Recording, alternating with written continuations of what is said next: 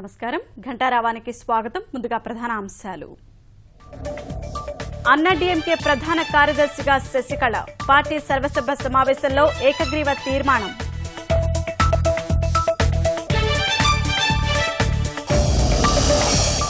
Digital కరెన్సీతోనే పారదర్శకత, నూతన ఏడాది మార్పుకు నాంది కావాలని సీఎం ఆకాంక్ష.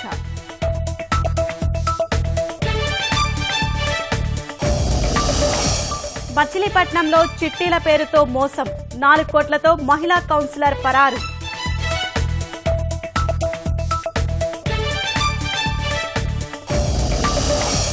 కడప జిల్లా పెద్ద పసుపులలో దారుణం, భూ వివాదంలో 3 కట్టేసి కొట్టిన గ్రామస్తులు.